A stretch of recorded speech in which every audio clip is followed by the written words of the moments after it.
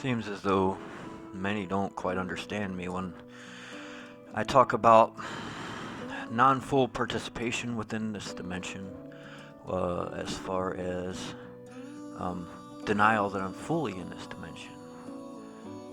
Um, and what I mean by this is that for me to be able to move on internally or externally into a higher dimension, I must first live within this higher dimension. This means that I cannot say to myself, I'm fully in the third dimension waiting for a higher dimension, or waiting to evolve into a higher dimension. That will never happen. I must say that I am multidimensional, that I exist in multiple dimensions, that I work, that I play, and that I use this dimension for supplies. But I'm not fully participating within this dimension. See, it is that thought pattern that within this process is going to keep you from falling prey to the thought patterns and the physical things that happen within this dimension. So, to say this and to have everybody be able to see the physical representation of me, and me to say that I'm in a higher dimension, is not really a ludicrous or crazy idea.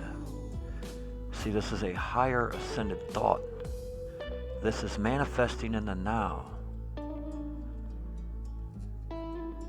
Like many have said, including Dr. Wayne Dwyer, we must live within what we are trying to manifest. And if I'm trying to live in a higher dimension, well, for me saying that I'm not completely tuned into this one, that I am going into another dimension, whether that's internally or externally,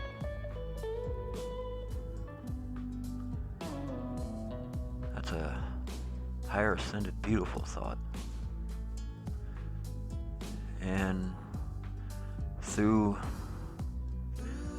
some crazy things that happened at sleep time, where I woke up convinced that I was dead, that I woke up one night and was convinced that I was all consciousness, and that nothing else existed. Nothing had been created yet. My actual body and the apartment that I seen was a physical representation of something I dreamt up.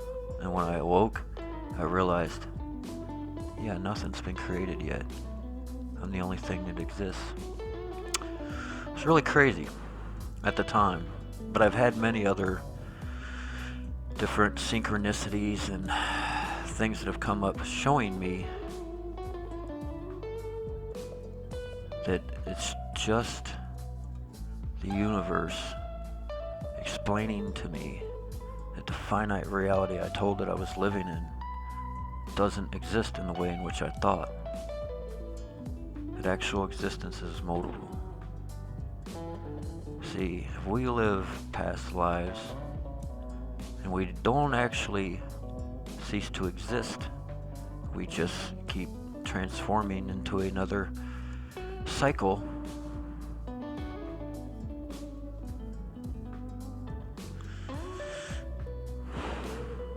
then that just proves that we are putting way too much attention on this one.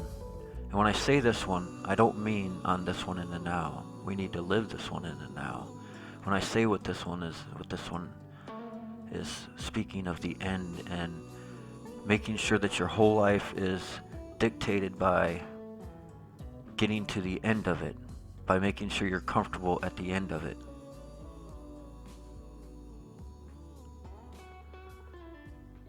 Anyways, that was my thought on that.